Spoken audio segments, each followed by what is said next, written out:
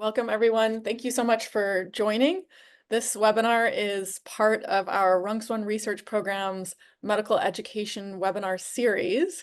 And today, our webinar is entitled Revealing the Genetic Underpinnings of Cytopenias, Navigating the Path to Genetic Testing. I'm Katrine Erickson. I'm the Executive Director of the RUNX1 Research Program, and I'll be your MC for the webinar today.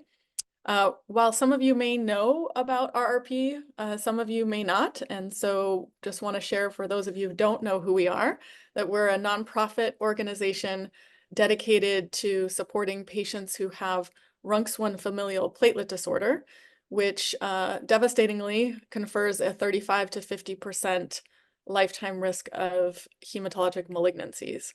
So this disease is caused by germline mutations in the gene called RUNX1. It causes mild thrombocytopenia as well as reduced platelet function. And more recently, we're learning that it's also been associated with inflammatory conditions, both allergic and autoimmune disorders. So our mission at RRP is to improve the quality of life and prevent blood cancers in RUNX1 FPD. And we do this through funding world-class research and by building an engaged and supportive community that is filled with both patients, clinicians, and scientists working together. And we raise awareness about the disease, both in the public and in medical communities. So some of you may be wondering, why would we support a webinar series on cytopenias in adults? And that's really because one of the most common ways in which our families are diagnosed is at the time of a hematologic malignancy diagnosis. And we really want to change that. We want individuals to be diagnosed before they develop a hematologic malignancy so that we can achieve our goal of intercepting or preventing these blood cancers in the future. So we need to really identify at-risk patients as early as possible. And so we really think it's paramount for classical hematologists to hone their skills in identifying when to order genetic testing and how to order genetic testing and who are the experts that people can work with to really accurately diagnose individuals with germline conditions and do it quickly before life-threatening events occur.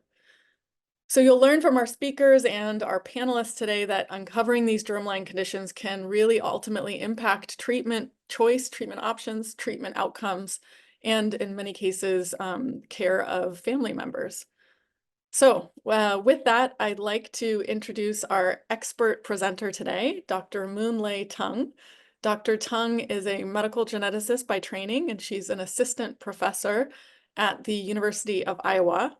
Her research is focused on discovering the genetic causes of bone marrow failure syndromes, as well as hereditary heme malignancies. And as I've gotten to know her, I've learned that she is incredibly passionate about the work that she's doing and about raising awareness on when and how to use genetic testing, because as we all know, this is a really important tool in the toolbox. So after her presentation, we'll host a half-hour Q&A discussion, not only with Dr. Tung, but we'll be joined by Dr. Kristen Schratz from Johns Hopkins University and Dr. Adam Zucker from the University of Pennsylvania. Okay, so without further delay, please enjoy Dr. Tung's presentation, and we'll see you at the end and have a lively Q&A discussion. Thank you for that wonderful introduction. I'm going to be talking about revealing the genetic underpinnings of cytopenias, navigating the path to genetic testing. So just as an overview of the different topics we will cover today would be 1, challenges in the workup of an adult patient with cytopenia, recommended best practices for diagnosis of adults with cytopenias. We will talk about 3 clinical cases to highlight the complexities seen in the clinic and some of the take-home messages. And finally, there will be a panel discussion at the end. I do not have any financial disclosures to declare. So trying to kind of work through an adult with cytopenias can be quite challenging. 1, a comprehensive personal and family history is hard to complete, especially in a very busy hematology clinic. Most of us do not really have the time to even get a proper 3-generation pedigree. On top of that, there is also the issue of fragmented clinical care, where patients can be seen at a variety of clinical settings, either in the PCP clinic versus a community center versus an academic center. And because they are seen at different locations, sometimes it makes it hard to track and even trend their CPC counts or their complete blood counts, because every institution uses a different electronic health system and they are not always compatible. Finally, there's also the lack of education amongst healthcare providers, physician nurses, APP regarding rare genetic disorders that can sometimes present in adulthood with cytopenias. Last of all, there's also a lack of standardized guidelines for what's the recommendation for germline genetic testing in adults with cytopenias. Now, all this makes it very difficult to navigate even the financial aspects of trying to get germline genetic testing, because first of all, insurance is less likely to cover germline genetic testing in adults, with the assumption that a constitutional disorder would have presented much earlier within early childhood, or even in the pediatric setting versus in young adulthood or even later in life. Finally, there's also limited research funding for non-malignant disorders. So what are some of the best practices that we can recommend for diagnosing and managing adult cytopenias? One is really to consider if an underlying genetic etiology is possible in every adult presenting with cytopenias. I think if you start with a broad differential diagnosis at the start, you're less likely to have tunnel vision and kind of hone in to a specific diagnosis too early in that diagnostic odyssey. Second, personal and family histories are really essential. A lot of times in the adult clinic, we don't ask a detailed personal, even family history, unless the patient feels very strongly about it and asks the provider if this other family history may be relevant to the cytopenias, and that's generally how we tend to probe a little bit more, but only if the patient brings up any relevant family history that they are aware of. Third, we would also want to monitor and trend complete blood counts over time. Once CBC is kind of just a snapshot in time, but the trend gives us an idea of what's happening with the different cytopenias that this patient has. Is it static? Is it worsening? Is it improving? So that gives us a general idea of what the potential differentials might be. And to always consider early ancillary testing, and we'll talk about this in the clinical cases later on, especially during the diagnostic phase. One other thing to keep in mind is what is the difference between somatic and germline genetic testing? And some of the cases that we'll talk about today will highlight the differences and the challenges in a patient with blood disorder. And finally, remember the impact on this test that can result in a different interpretation of the final result if it's in the post-transplant setting. So these are some of the considerations for managing adults with cytopenias. So we will go straight into the case studies right now. So the first patient is actually a 36-year-old male with learning difficulties and left sensory neural hearing loss. He was referred for abnormal blood count way back in January of 2012. Extensive workup revealed a normochromic macrocytic anemia with mild thrombocytopenia. He, however, was lost to follow-up and represented 4 years later with worsening thrombocytopenia during a screen as a potential liver donor for his mom, who had rapidly progressing cryptogenic liver cirrhosis. Now, if you look at the trend of his blood count, you can see that there's an obvious decrease in the total white blood count, the neutrophil count, hemoglobin, as well as the platelets. Some of this tests were done in the earlier phases of his diagnostic odyssey and were generally unremarkable. So he had a bone marrow examination which showed marked trilineage hypocellularity without any histological evidence of blast infiltrate. and he had a normal karyotype, which was 46XY. He had a chromosomal breakage test, which was negative, and a flow cytometry for paroxysmal nocturnal hemoglobinuria, which was also negative. We performed an ultrasound abdomen, which showed a slightly nodular liver surface with evidence of cirrhosis with splenomegaly, and this was concerning given his mom's history. He had an MRI brain, which showed an empty cellular and diffuse cerebral and cerebellar atrophy. We finally sent a targeted genetic panel for him for an inherited bone marrow failure syndrome, given his history of liver cirrhosis in his mom, as well as cytopenias in him, and as well as his younger brother, which revealed a hemizygous splice site variant of uncertain significance in DKC1, which is the gene that causes dyskeratosis congenita. When you look at the family pedigree, we quickly discovered that he had a younger brother who also had macrocytosis and mild thrombocytopenia around his late 20s. What was interesting was both the proband and his brother, as well as their mom, was seen in the same hematology clinic by 3 different providers over 3 different time points, and no one had made the connection that these 3 individuals were actually related. It was until we started doing more workup for the proband to one that we pieced the family history together and found how these individuals were related, and this kind of generated a more cohesive history for us. Now, if you look at the timeline of the progression in terms of 3 different individuals within the same family, you can see that the proband really had some learning difficulties at the start with right sensory neural hearing loss quite early on in life, but started having mild thrombocytopenia in his late 20s, which is the similar trend that his younger brother has as well. We don't have any earlier history for his mom, but she presented at the age of 60 with thrombocytopenia, which was found to be secondary to her liver cirrhosis. Now, his trajectory was as such that his thrombocytopenia deteriorated quite quickly and progressed to aplastic anemia, and we also incidentally found liver cirrhosis as part of his workup. With this variant of uncertain significance in DKC1, he was actually advised to be started on danazol to treat him as a presumptive telomeropathology disorder patient.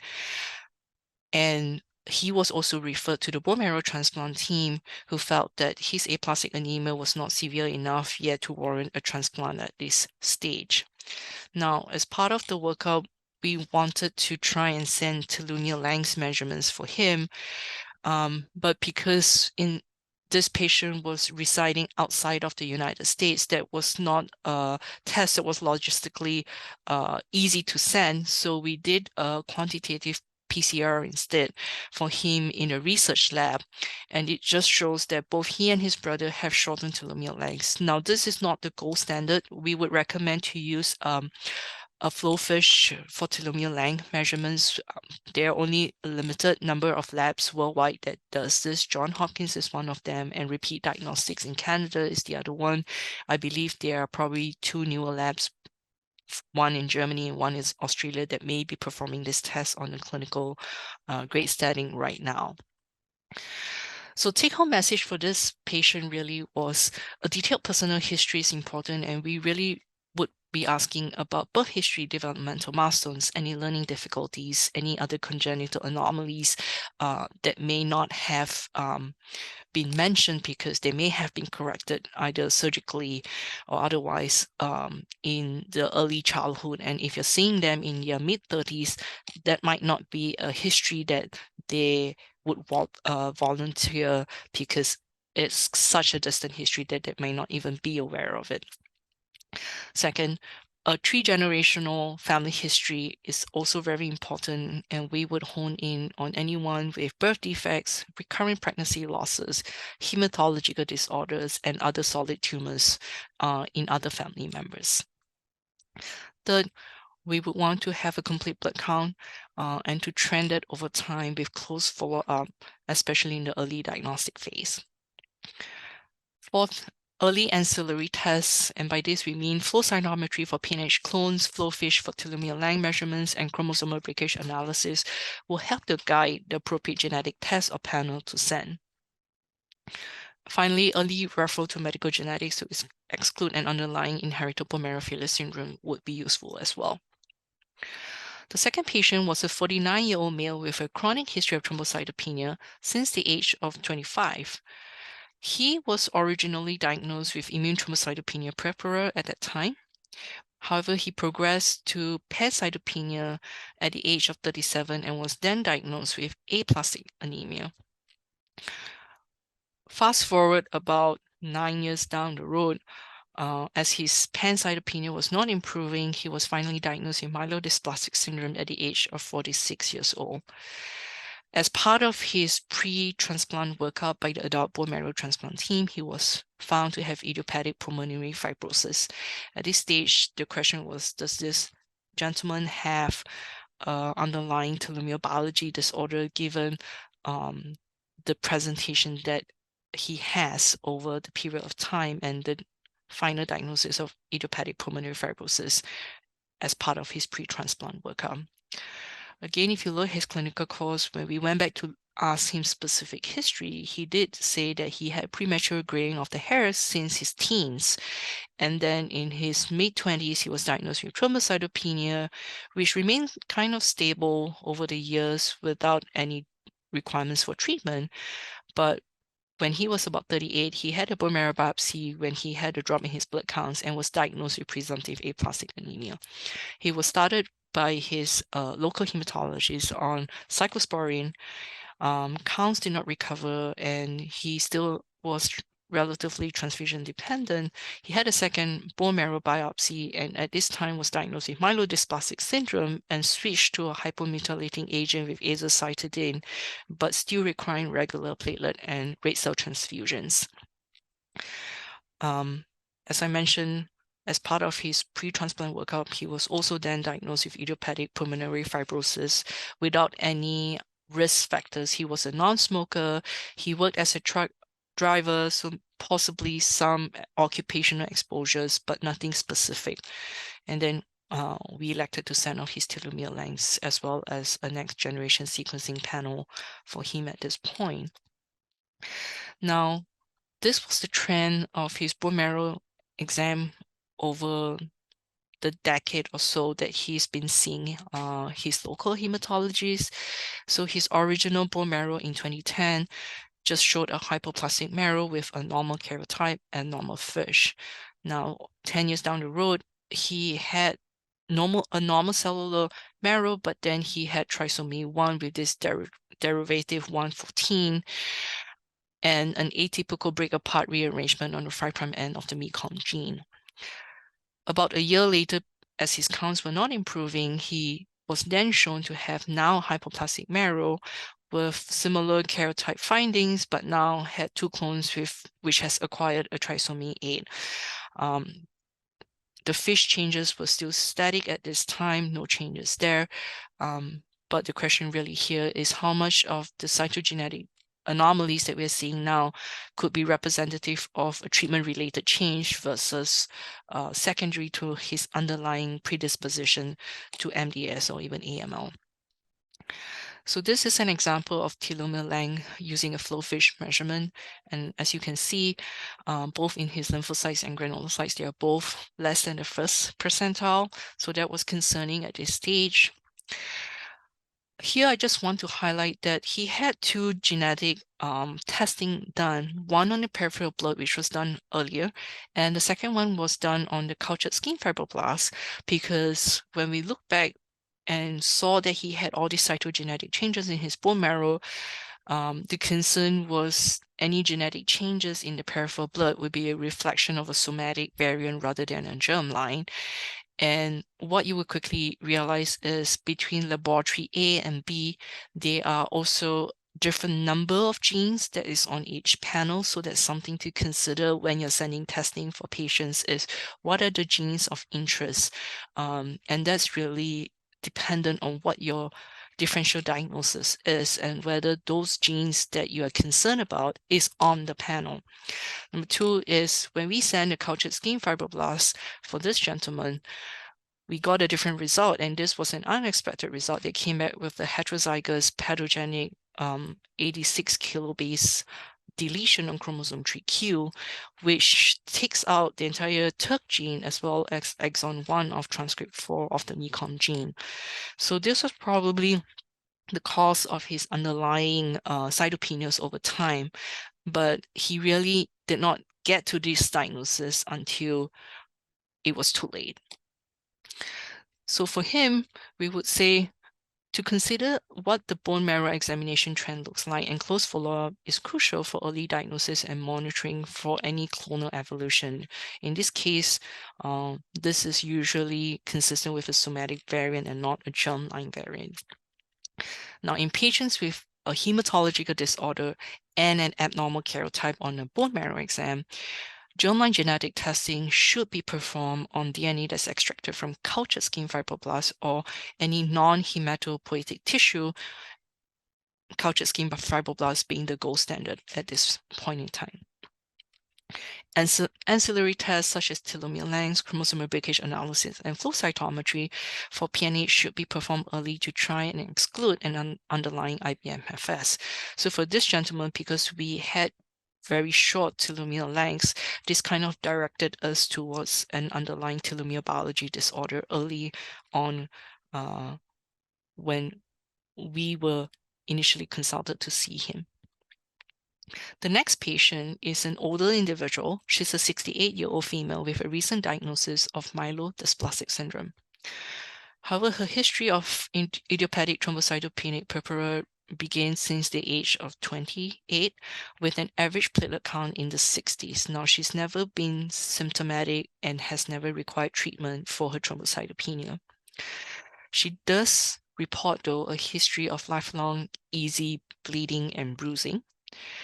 And she had a bone marrow biopsy done in 2024, which showed a hypercellular marrow with mild dysplastic changes in the megakaryocytes, but no increase in blasts. Her bone marrow karyotype was normal, 46XX. And here again, we wanted to show and highlight the difference between somatic and germline testing. So she had somatic testing on her bone marrow sample, which was basically a next generation sequencing panel for acute myeloid leukemia and MDS. And what was found was in RUNX1, she had this variant that was at an allele frequency of 50%. Now, anything above 40% makes us a little bit concerned that this could potentially be a germline variant. So she had met the criteria, at least in our institution, for referral for genetic counseling for germline testing, which she consented to, and we sent off DNA extracted from cultured skin fibroblasts that returned with that same heterozygous pathogenic variant in RUNX1. So we confirmed that this RUNX1 variant that we're seeing in the bone marrow is germline in nature.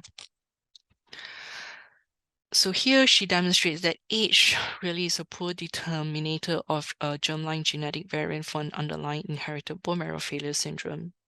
In our institution, we use the age of 50 as a cutoff, but again, that's arbitrary. And she demonstrates very clearly that age per se is not a good criteria to use alone if you're trying to decide whether a patient meets the criteria for germline testing or not.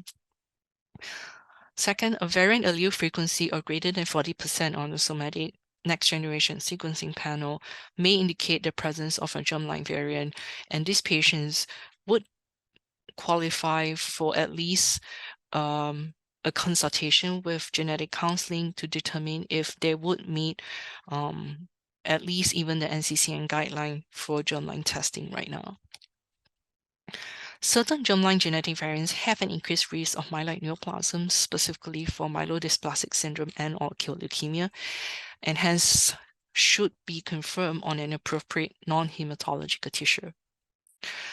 So through these 3 patients, we've kind of illustrated the challenges that we see in the adult clinic, where one, the diagnosis may not be straightforward, and this leads to a lot of delays. Second, the prognosis is important to try and understand what the risks of malignancies are and whether there are additional cancer surveillance managements that should be recommended to patients and affected family members. Third, germline genetic testing does have an impact on the clinical management of these patients, especially if they are headed for a bone marrow transplant from a related donor.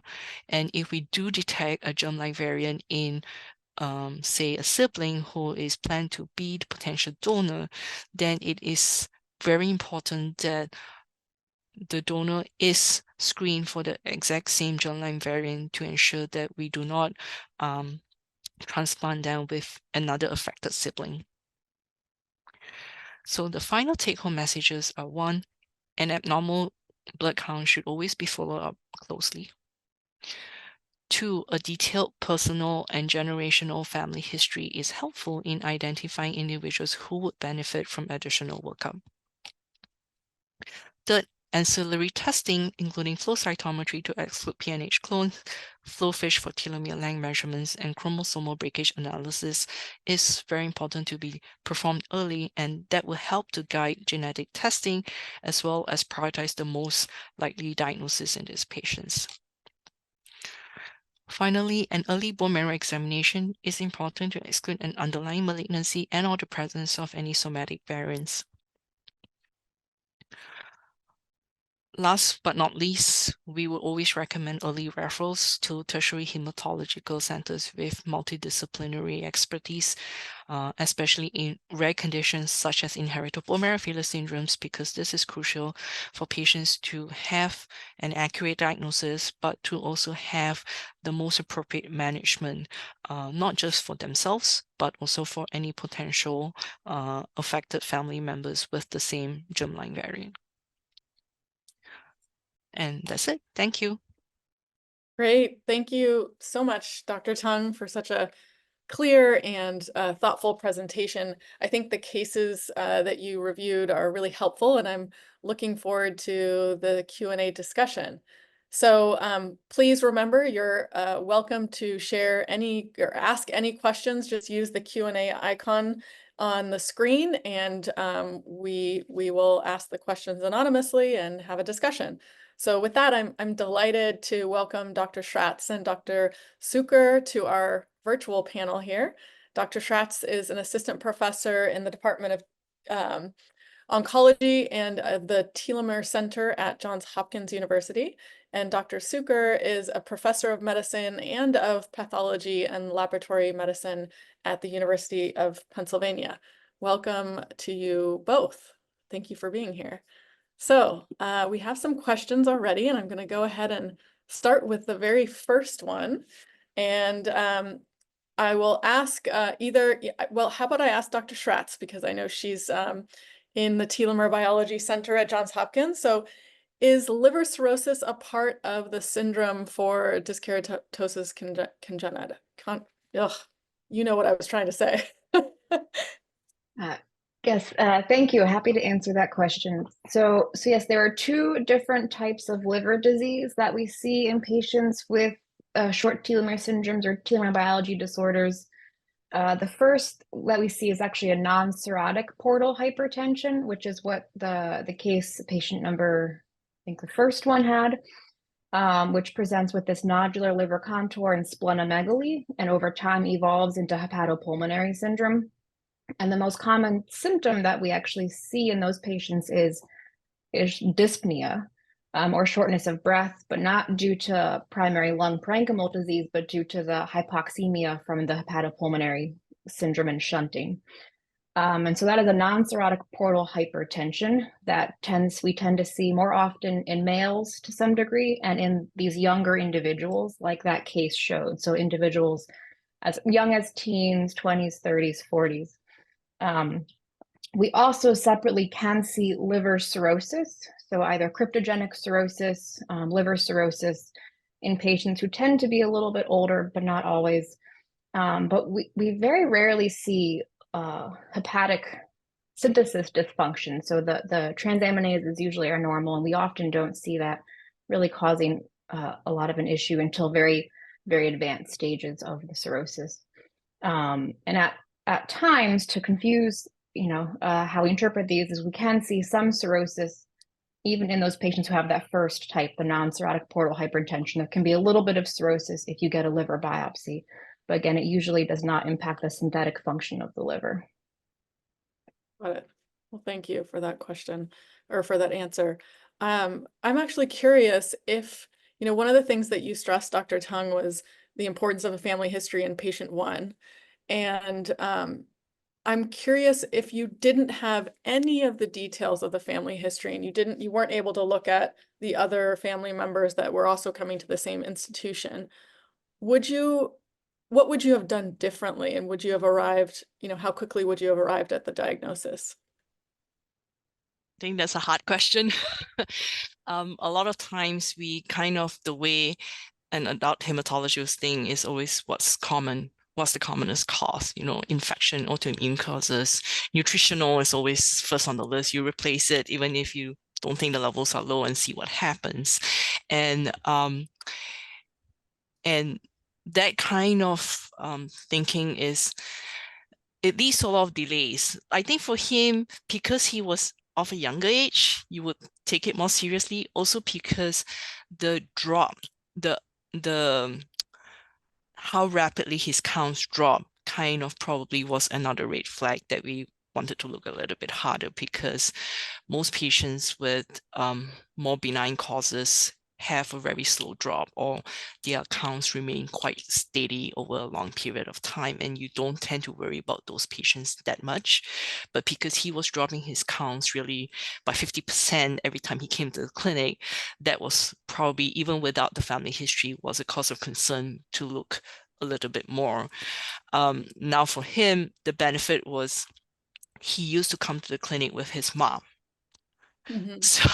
So that kind of mom would interject in between us talking to him, because he would not offer a lot of history, because every time you ask him, he will say everything's fine. I'm fine. Yeah. Which is not uncommon in male patients of that age, right? Yeah. It's like, he's like, I'm okay, I don't have any problems. And mom say, oh no, but you have this.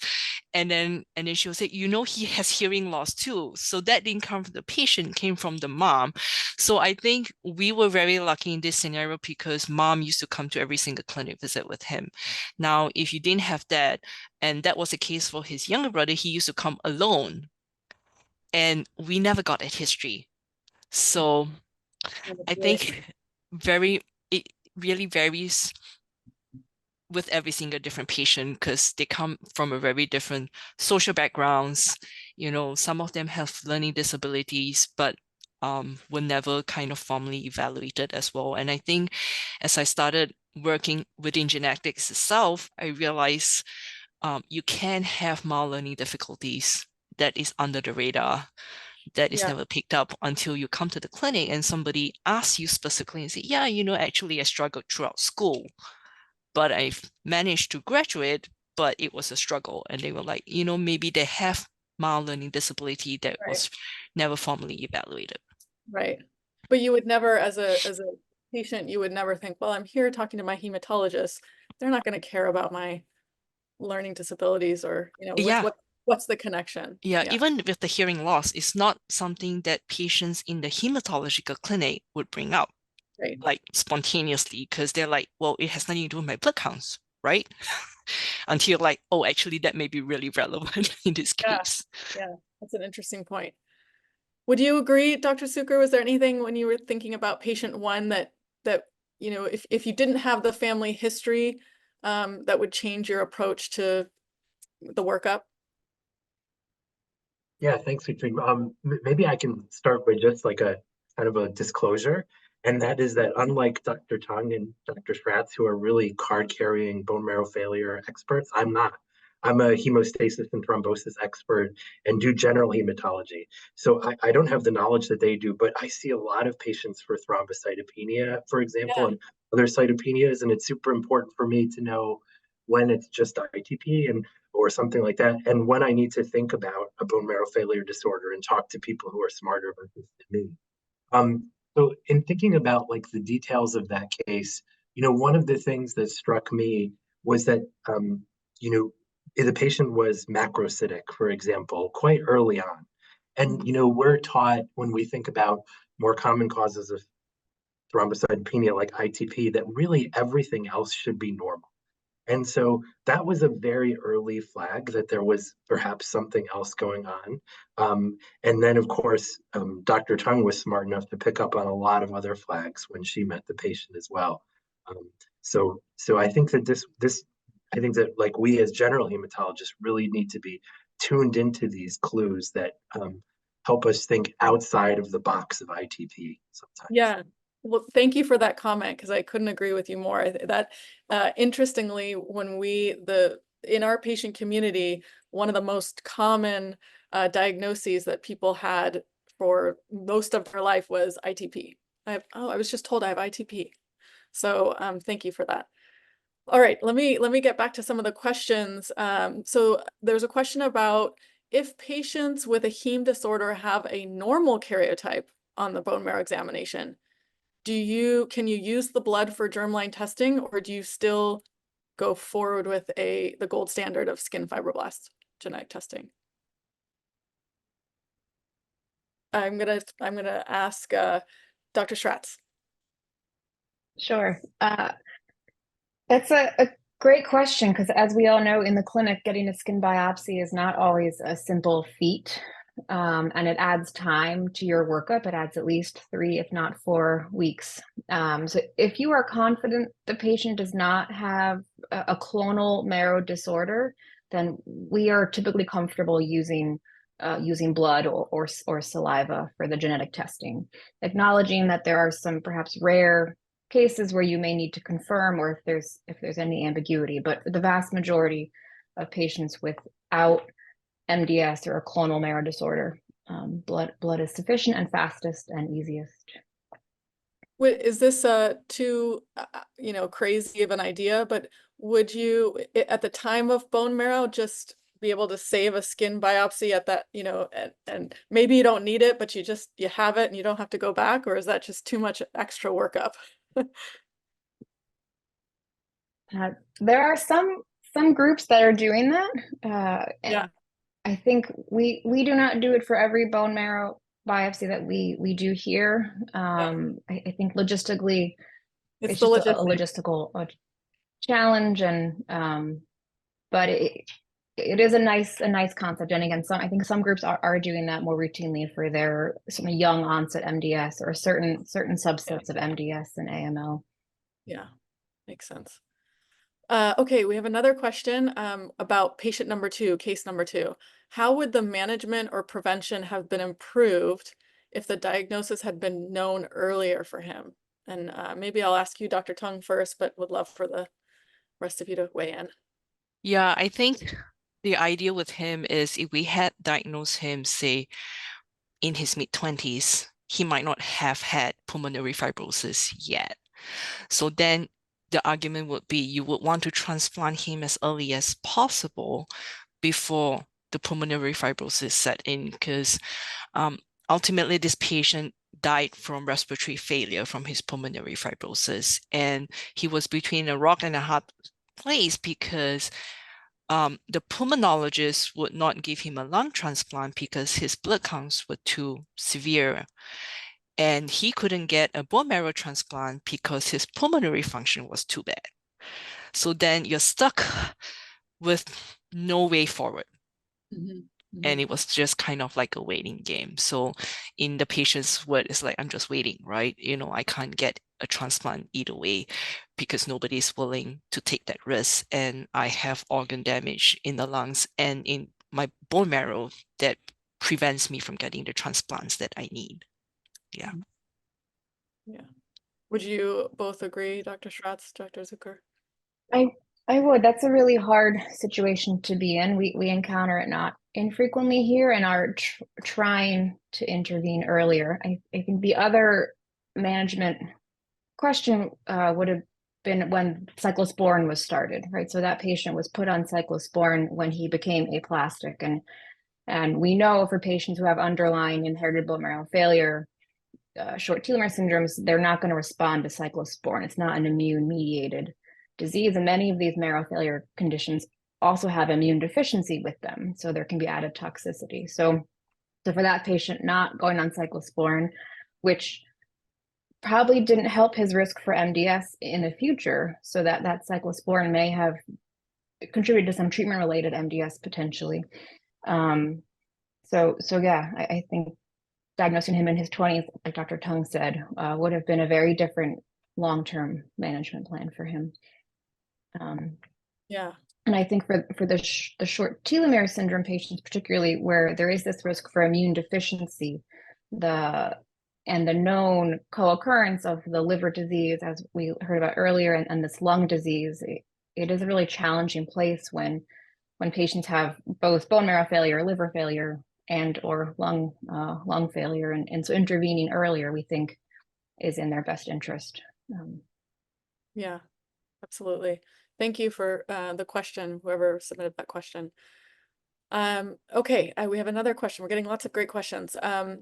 Well, first, this is complimentary. Thank you very much for the insightful talk. It was highly engaging. This person says, I work as a genetic counselor. I'm specializing in germline genetic testing for patients suspected of having germline mutations. And recently, we have encountered several cases involving patients with bone marrow failure or MDS where no variants were identified through NGS germline testing. However, these patients exhibited telomere length shortened relative to their age, below the first percentile. Could you share how you approach such cases? And I'll just add one more question on top of that, which is, what is the prevalence of these telomerobiology syndromes?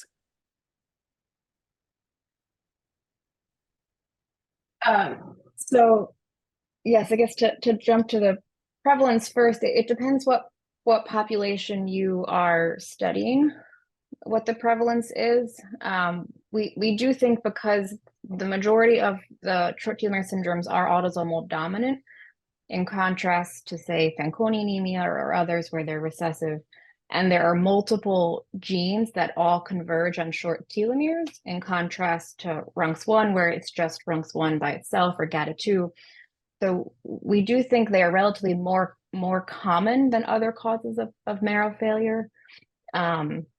If you look at patients with lung disease alone, in familial lung disease, we see short telomere syndromes in up to a third of patients. I think across marrow failure as a whole, it's probably at least up to 2 to 5% potentially, but again, it depends what cohort you study, and there's lots of different studies looking at prevalence, and they're all a little bit of a different denominator, but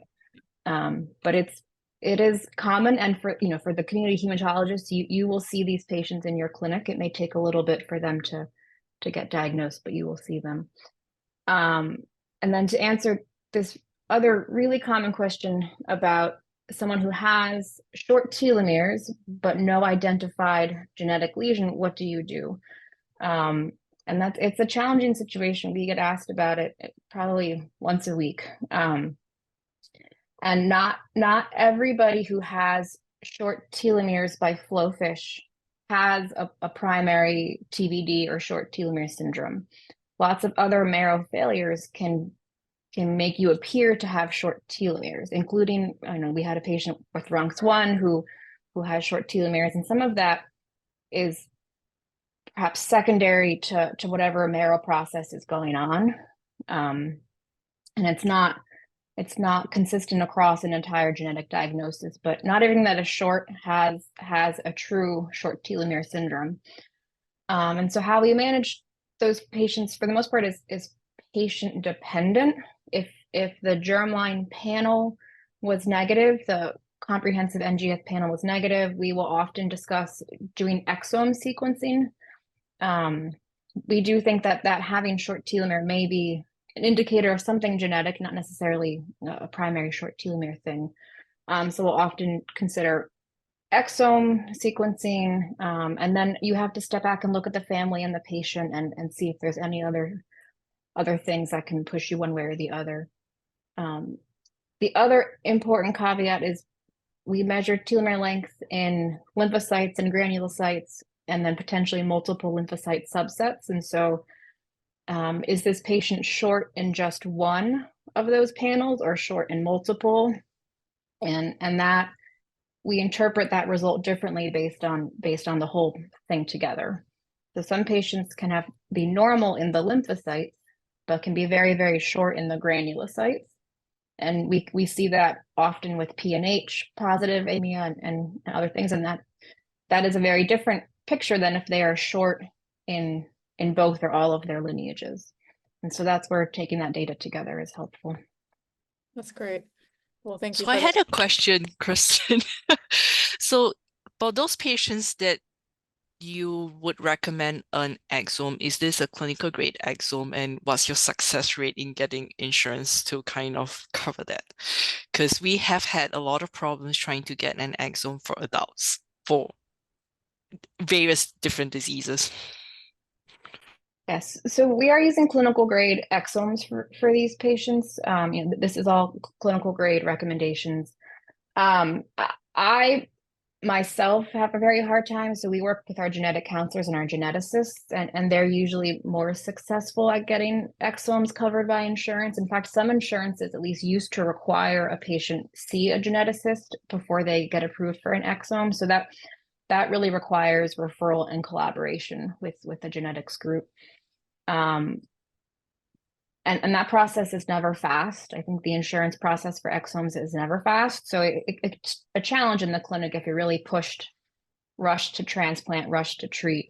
But most times we can get an exome through some mechanism clinically. And I would also just wanted to mention that there is if you're a genetic counselor on this call and you're listening, we have a group of genetic counseling working group that works on, it's more focused on hereditary heme malignancies, but it's sort of morphed into bone marrow failures and sort of gotten larger. And this group is always sharing cases, and they'll share, oh, I just had a patient with, low telomeres, but I didn't pick up a variant within any of the telomere biology syndrome genes. What would you do? And they have these discussions. So just, reach out to RRP after, and we can get you connected with that group, because I think it is helpful to have these discussions with others and help in the diagnosis of these complex cases, really. Okay. Wow, we're getting lots of questions. I don't think we're going to get to all of them. Let me ask one for Dr. Cuker. When you have a patient with thrombocytopenia, do you have a list of red flags that make you think, this patient, I really should do genetic testing? Do you have sort of a decision-making framework that you go through? Yeah, that's a great question. I think actually Dr. Tung highlighted a number of them in her presentation. So I try to make a really strong effort to look at historical CBCs. And if the patient has never had a normal platelet count documented, that makes me suspicious for an inherited thrombocytopenia and would, encourage me to do genetic testing. If there's a positive family history of thrombocytopenia, that would be a reason to think strongly about testing.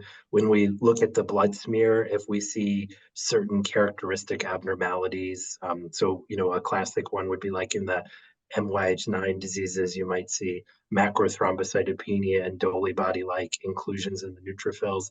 So morphologic clues that would, so those are some examples of things that I would use to think strongly about an inherited thrombocytopenia and lean toward genetic testing. And just like with inherited bone marrow failures, many patients with inherited thrombocytopenias, either that are associated with bone marrow failure or not, are misdiagnosed with ITP, and sadly sometimes even mistreated with things like splenectomy and steroids. I know, we've heard terrible those things like that. Yes. terrible stories. Yes. Did I miss any key ones? Yeah. That's my colleagues. Okay. Wow. Let's see. How can I prioritize which? Here's something new. As a genetic counselor, I struggle with what to do if a patient with bone marrow failure is found to have a PNH clone. So we haven't really talked about PNH too much here. Is there a PNH clone percentage that is more or less suggestive of acquired versus inherited bone marrow failure? Is the presence of a PNH clone alone enough to suggest against inherited disease? Or would you still consider workup for inherited disease if the PNH clone percentage is low or minimal? And I leave it to the three of you to decide who wants to take that on first. Okay, Dr. Tung, I'm giving it to you. So I don't really look after patients with PNH. I think we do see them quite often in MDS patients, but I don't think you can conclusively say one way or the other. The way I think about PNH clones is usually somatic. So, that doesn't trigger a lot of, in terms of, do I need to do a germline testing for this? Because you can have patients with MDS or even aplastic anemia with small clones, and it really depends on what's the percentage of that clone itself. So I think it's kind of on a case-by-case basis in my perspective. That's kind of like, I don't have like, yes, if it's beyond this certain percentage, this is what I would do. Yeah. Okay. Any comments from you, Dr. Schratz or Cuker? Dr. Zucker, do you have no? So I can share our experience. So my colleagues Amy DeZern and Mary Armanios had done a small series looking at the predictive value of PNH in aplastic anemia, mostly severe aplastic anemia. And their data, we found that if you have severe aplastic anemia, having a PNH clone is a marker for this being an immune-mediated process, and we found none of those patients had a germline genetic diagnosis. And in that space, the size of the clone doesn't really matter in terms of their genetic likelihood. It's a marker of this immune-mediated process, and the size of the clone will increase their risk of having more of the thrombotic hemolytic phenotype, getting into more of the PNH disease space. So what we do is much like Dr. Tung said, for aplastic anemia, we use PNH flow, telomere length, and chromosome breakage for Fanconi, do those up front, and the outcomes of those helps us identify those that we think benefit from genetic testing versus those that do not, and we can start treatment more quickly. And so if we had detectable PNH clone, normal telomere length, normal chromosome breakage, we would label them as, immune-mediated aplastic anemia and start their treatment, whatever that looks like for them, and not delay by waiting for genetic testing. Got it. That's helpful. Thank you. Okay, another question about dyskeratosis congenita. Man, that's gonna make me stumble every time. It was originally described by a dermatologist. This is new to me, Dr. Zinser. And these patients had leukoplakia, nail dystrophy, and reticular pigmentation of the skin, but no hematological abnormalities. Do these patients also have similar genetic mutations, or they represent a different disease? So I don't know, maybe I'll let you speak to that, Dr. Schratz. Sure. So yes, you're exactly correct. This clinical triad of oral leukoplakia, nail dystrophy, and reticular skin changes were described by dermatologists decades before we even knew about genetics. And so it was called the Zinser-Cole-Eggman syndrome to identify these kind of very astute clinicians that linked this phenotype together before we had it linked to the genetic mutation, which wasn't until the late 90s, I think 99, 98, was when they identified DKC1 as the causative gene for dyskeratosis congenita.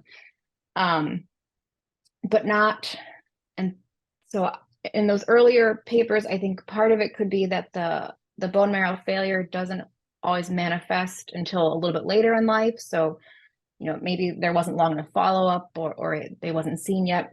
The other component is that not every person who has dyskeratosis has short telomeres. So there's these other diseases called poikilodermas, which can share some of the some components of that triad. And so not everyone that has these things has a short telomere syndrome,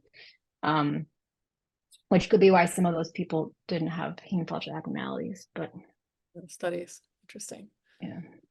So we have a few questions about how to choose essentially the right genetic test. So now you've done the workup, you're suspicious that there's some underlying germline condition. How do you decide, there's so much heterogeneity in the bone marrow failure syndromes.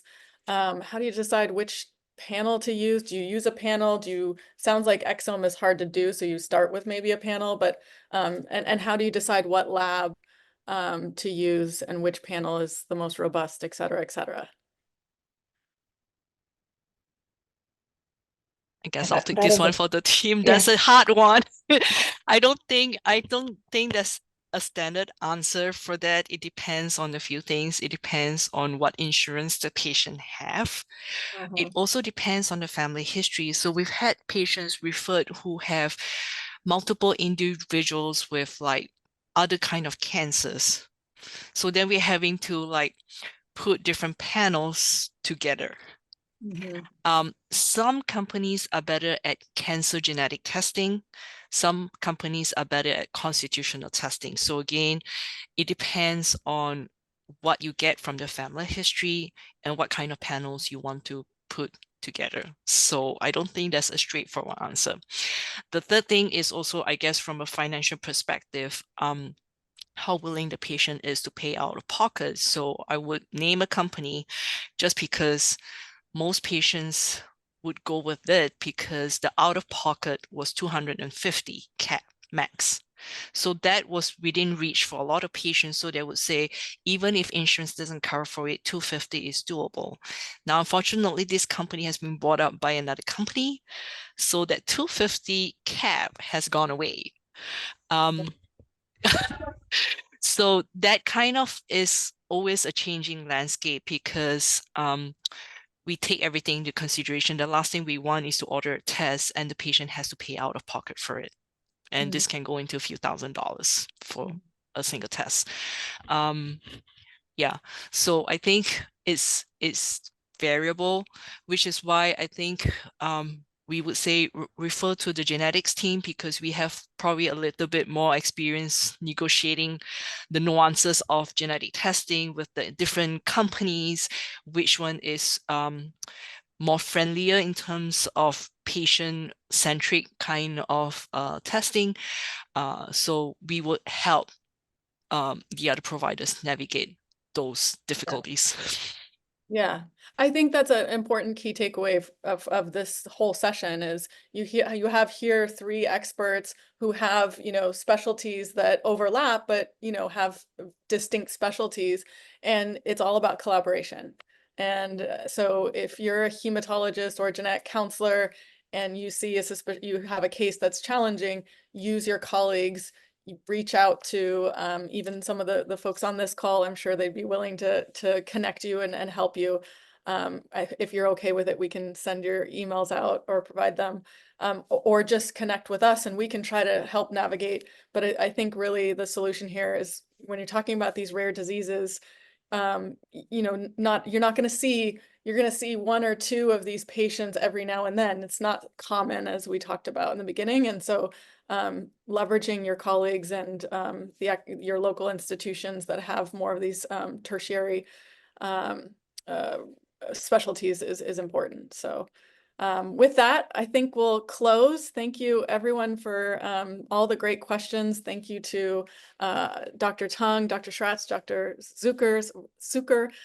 Really appreciate you all being here and having this conversation, and hopefully it was valuable to the audience members. It was valuable to me for sure. So thank you very much. Take care.